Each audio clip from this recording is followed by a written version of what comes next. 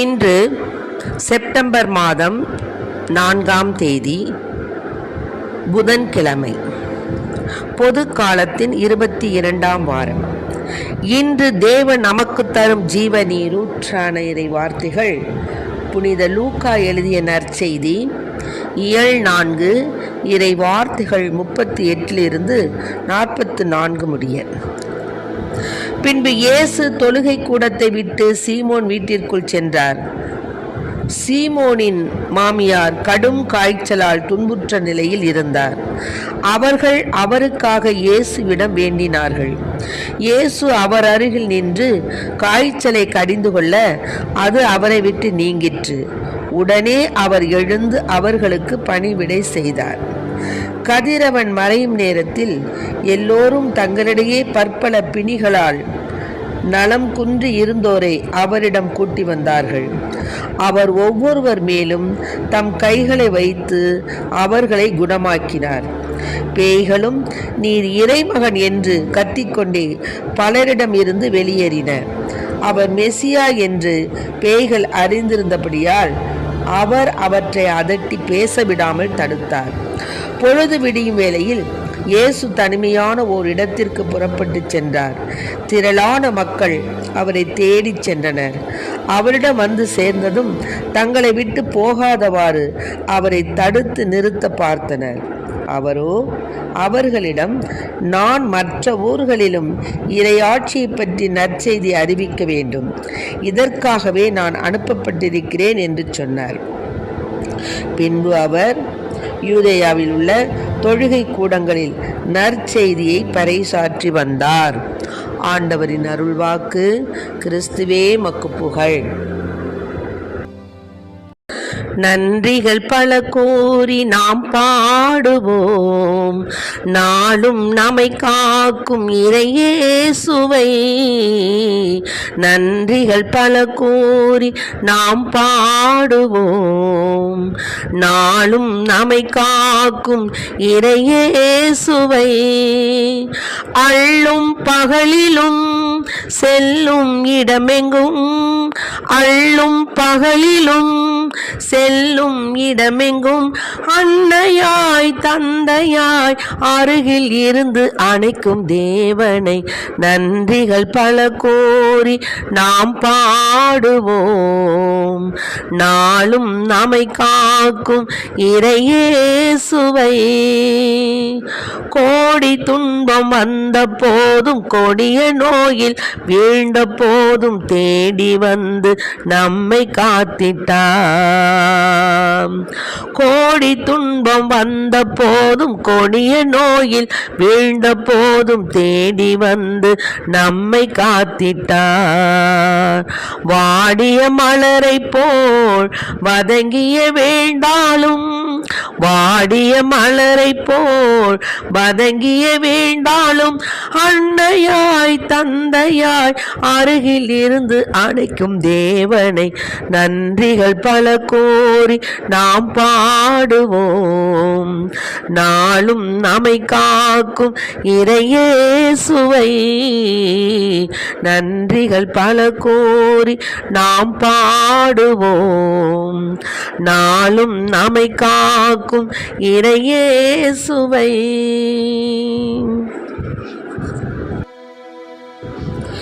இன்றைக்கு நம் தேவன் தரும் ஜீவ நீரூற்றான இறை வார்த்தைகளை கேட்டோம். ஏசப்பா தொழுகை கூடத்தை விட்டு சீமோன் வீட்டுக்கு போனாங்க. அப்போ சீமோனின் மாமியார் ரொம்ப ஜுரமாக படுத்திருந்தாங்க. அப்போ அந்த ஜுரம் நீங்கணும்னு சொல்லி எல்லாரும் என்ன பண்ணாங்க, ஏசப்பா கிட்ட வேண்டினாங்க. உடனே இயேசு அவர் அருகில் நின்று அந்த காய்ச்சலை கடிந்து கொண்டார். அது அவரை விட்டு நீங்கிற்று.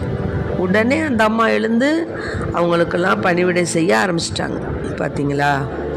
இதுபோல தான் நாம் கடும் காய்ச்சலால், கடும் துன்பத்தால், கடுமையான செயல்பாடுகளினால், எதிரிகளினால் அவநம்பிக்கைப்பட்டு, இன்னுமாக தீய சக்திகளால் அலைக்கழிக்கப்பட்டு, இன்னுமாக நம்முடைய வாழ்க்கையில் எத்தனையோ காய்ச்சல்கள் நமக்கு இருந்தாலும் நம்ம ஏசப்பா கிட்ட மன்றாடும் பொழுது ஏசப்பா நம்மளை குணமாக்குகிறார்.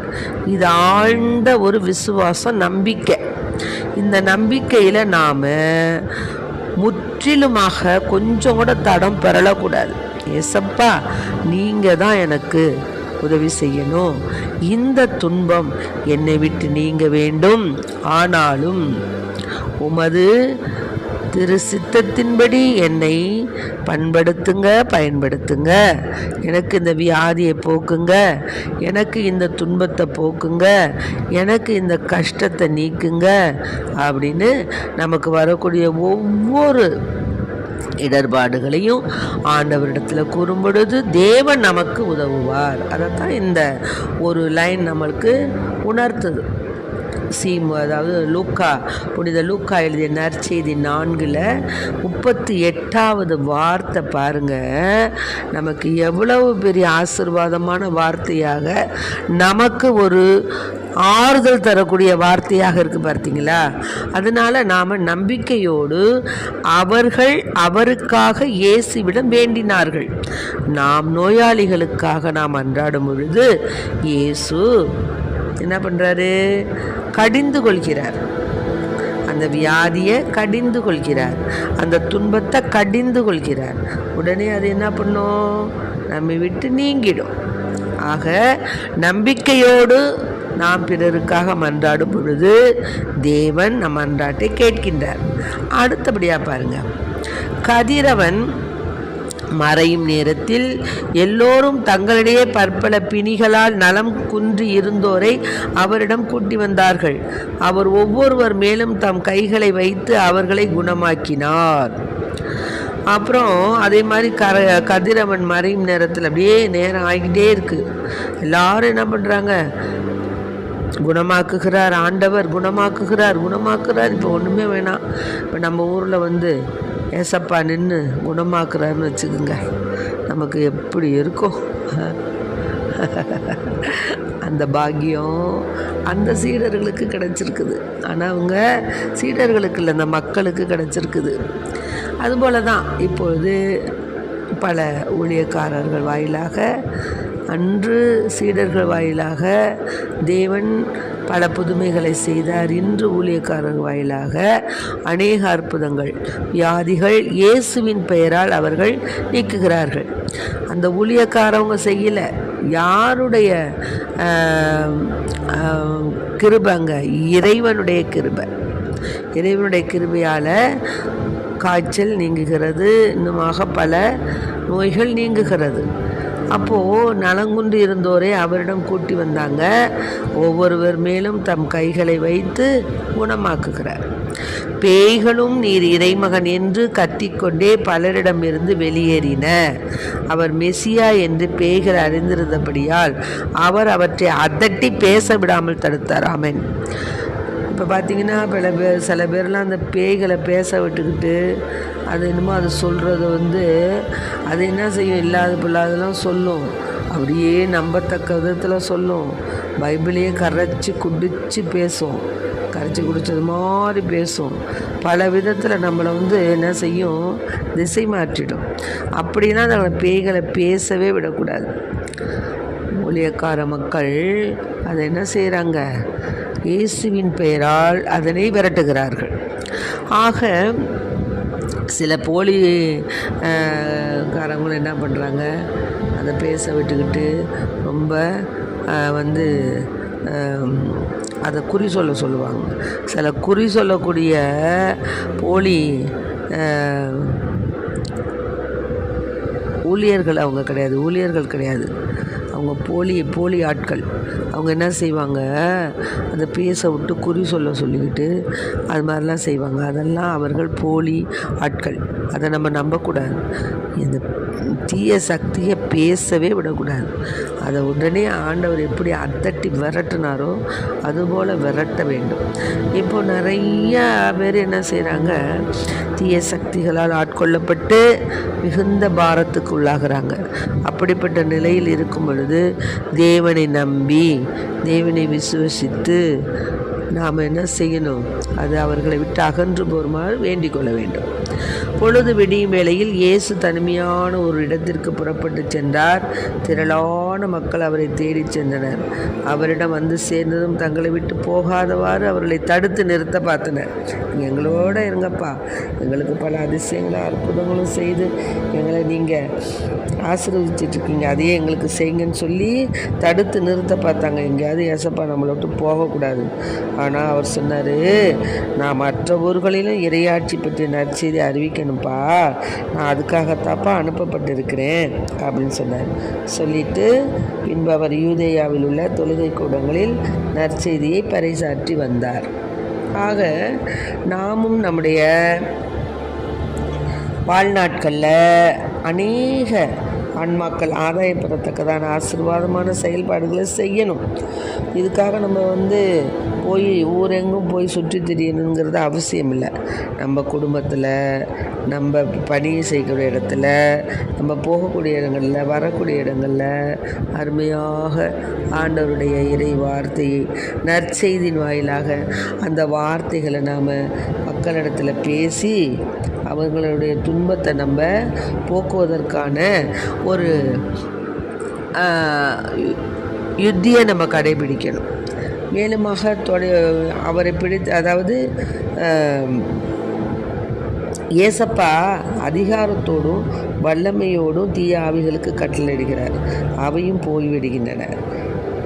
ஆகவே நாம் என்ன செய்யணும்? இயேசுவை போல நாமும் நம்முடைய வாழ்நாட்களில் நம்மால் இயன்ற இறை வாக்குகளை கூறி இயேசுவின் நாமத்தினால் அவற்றையெல்லாம் மக்களுக்கு ஏற்படக்கூடிய துன்பங்களை நீக்குவதற்கு நாம் இறைமகனிடம் வேண்டிக் கொள்ள வேண்டும். அதாவது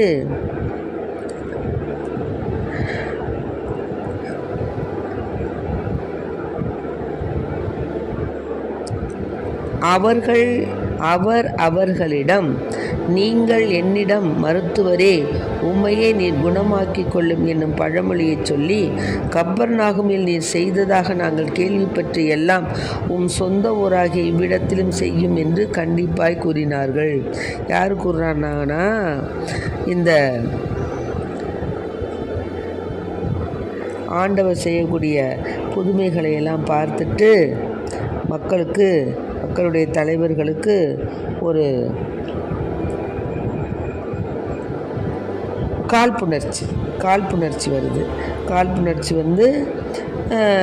இறைவன் என்ன இவர் இவ்வளோ பெரிய அற்புதங்கள் அதிசயங்கள்லாம் செய்கிறாரு அப்படின்னு சொல்லி அவர் மேலே எப்படியாவது ஒரு பொய் வதந்தி அவர் மேலே உண்டாக்கி அவரை எப்படியாவது எதிர்த்து நிற்கணும் அப்படின்னு சொல்லிட்டு ரொம்ப முயற்சி பண்ணாங்க. ஆனால் தேவன் மக்களிடையே பல அரிய பெரிய காரியங்களை செய்து மக்களிடையே என்ன செய்தார்?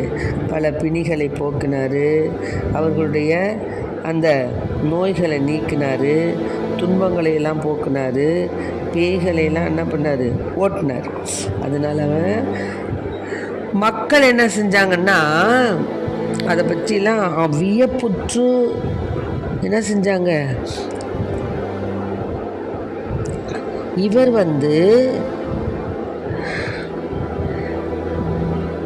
இவர் யோசேப்பின் மகன் தானே, இப்படியெல்லாம் பல புதுமைகள் செய்கிறாரே அப்படின்னு சொல்லிட்டு ரொம்பவும் ஆச்சரியப்பட்டாங்க. ஆனால் சேசப்பா சொன்னார், நான் உறுதியாக உங்களுக்கு சொல்கிறேன், இறைவாக்கினர் எவரும் தம் சொந்த ஊரில் ஏற்றுக்கொள்ளப்படுவதில்லை. அதனால் நான் சொல்கிறதெல்லாம் நீங்கள் ஏற்றுக்கொண்டு இதனுடைய அந்த முக்கியத்துவத்தை நீங்கள் உணர்ந்து கொள்ளணும். ஆனால் சொந்த ஊரில் யாருக்குமே என்ன இல்லை, இறைவாக்கினர்களுக்கு சொந்த ஊரில் இறைவாக்கினரை ஏற்றுக்கொள்ள மாட்டாங்க. அதனால் நீங்கள் என்ன செய்யுங்க, ஆண்டவரிடத்தில் நம்ம எவ்வளவோ அதிசயங்களும் அற்புதங்களும் ஆண்டவர் நிகழ்த்திக்கிட்டு இருக்கிறார். அப்படிப்பட்ட நிகழ்வுகளை பல ஊழியக்கார மக்கள் செய்கின்றார்கள் என்றால் நாம் இயேசுவின் பெயரால் அவர்கள் செய்கின்ற பொழுது அவர்களை நாம் ஏற்றுக்கொள்ள வேண்டும். அதுதான் நியதி. நாம் உண்மையாகவே அந்த மாதிரி ஏற்றுக்கொண்டோம் என்றால் தேவனுடைய காரியத்தில் நாம் எப்போவுமே ஏற்புடைய மக்களாக வாழ்வோம் என்பது உறுதி. இதை இப்போ என்னன்னு சொன்னீங்கன்னா, இறைவாக்கினர் எசேயாவின் சுருளேடு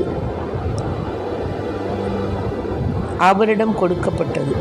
அவர் அதை பிரித்த போது கண்ட பகுதியில் இவ்வாறு எழுதியிருந்தது. என்னதுன்னா, இயேசு தாம் வளர்ந்த ஊராகிய நாசரேத்துக்கு வந்தார். அவருடைய வழக்கத்தின்படி ஓய்வு நாளில் தொழுகை கூடத்திற்கு சென்று வாசிக்க எழுந்தார். அப்போ தான் இறைவாக்கினர் எசேயாவின் சுருளேடு அவரிடம் கொடுக்கப்பட்டது. அவர் அதை பிரித்த போது கண்ட பகுதி என்ன எழுதிருச்சுன்னா, ஆண்டவருடைய ஆவி என்மேல் உள்ளது, ஏனெனில் அவர் எனக்கு அருள் பொழிவு செய்துள்ளார். ஏழைகளுக்கு நற்செய்தியை அறிவிக்கவும், சிறைப்பட்டோர் விடுதலை அடைவர், பார்வையற்றோர் பார்வை பெறுவர் என முழக்கமிடவும், ஒடுக்கப்பட்டோரை விடுதலை செய்து அனுப்பவும், ஆண்டவர் அருள் தரும் ஆண்டினை முழக்கமிட்டு அறிவிக்கவும் அவர் என்னை அனுப்பியுள்ளார் அப்படின்னு இருந்துச்சு. பின்னர் அந்த ஏட்டை சுருட்டி ஏவலரிடம் கொடுத்துவிட்டு அமர்ந்தார். தொழுகை கூடத்தில் இருந்தவர்களின் கண்கள்லாம் அனைத்தும் அவரையே உற்று நோக்கின. அப்போ அவர் சொன்னார், நீங்கள் கேட்ட அந்த மறைநூல் வாக்கு இன்று நிறைவேறிற்று. அவர் வாயிலிருந்து வந்த அருள்மொழிகளை கேட்டு வியப்புற்று, இவர் யோசேப்பின் மகன் அல்லவா என கூறி எல்லோரும் அவரை பாராட்டினர். ஆக நாம் கடவுளுடைய அந்த திட்டங்களையும், அவர் எப்படி கடவுளுடைய வார்த்தைக்கு எப்படி அவர் கீழ்ப்படிந்து தன்னுடைய வாழ்நாட்களில் நற்செய்தியை பரப்புவதில் கவனமாக இருந்தாரோ, அதுபோல் நாமும் நம்முடைய வாழ்க்கையில் தேவனுக்கு உகந்த பிள்ளைகளாக வாழ்ந்து நற்செய்திக்கு சான்று பகரக்கூடிய விதத்தில் நாம் வாழணும். சொல்லொன்று செயலொன்றாக இருக்கக்கூடாது. அநேகர் சொல்லுவாங்க, ஆனால் செய்ய மாட்டாங்க. அநேகருக்கு நிறைய மற்றவங்களுக்கு சொல்லணுங்கிற ஒரு இது இருக்குமே தவிர அதன்படி நடக்கணுங்கிறது கிடையாது. ஆக நம்முடைய வாழ்க்கையில் ஏசப்பா எப்படி சொல்லிலும் செயலிலும் ஒன்றாக இருந்தாரோ, வல்லவராக இருந்தாரோ, அதுபோல் நாமும் இறைவனுடைய வார்த்தையை கூறி அதன்படி நடக்க நாமும் முயல்வோம். நம்முடைய வாழ்க்கையில் வரக்கூடிய துன்பங்கள், துயரங்கள், கஷ்டங்கள், வியாதிகள், தீய சக்தியினுடைய அலைக்கழிப்பு ஆர்ப்பாட்டங்கள் எல்லாவற்றையும் இறைமகன் இயேசுவிடம் கூறி அவர் நாமத்தின் நிமித்தமாக அவைகளெல்லாம் நம்மை விட்டு நீங்க வேண்டும் என்று மன்றாடுவோம். துன்பத்தில் துவண்டு போகாதவாறு, கஷ்டத்தில் கவலையுற்று அதையே நினைத்து கொண்டு இல்லாதவாறு நாம் தேவனிடம் மன்றாடும்போது தேவன் நமக்கு அரிய பெரிய காரியங்களை செய்து நம்மை பல துன்பங்களிலிருந்தும், வியாதிகளிலிருந்தும், தீமைகளிலிருந்தும், தீய சக்தியினுடைய அலைக்கழிப்பில் இருந்து விடுவிப்பார். இப்போ நம்ம பார்த்தோம், இப்போ இந்த நற்செய்தி வாயிலாக நம்ம கண்டோம். அதனால் விசுவாசத்தால் நீதிமான் பிழைப்பான் என்று நாம் கேள்விப்பட்டிருக்கிறோம். அதனால் நம்ம வாழ்க்கையில் வரக்கூடிய துன்பங்கள், துயரங்கள், வியாதிகள் நீங்க இறைமகன் இயேசுவிடம் மன்றாடுவோம். நிச்சயமாக அவர் நம் மன்றாட்டுகளை கேட்பார். ஆமென். Praise the Lord. மரியே வாழ்க.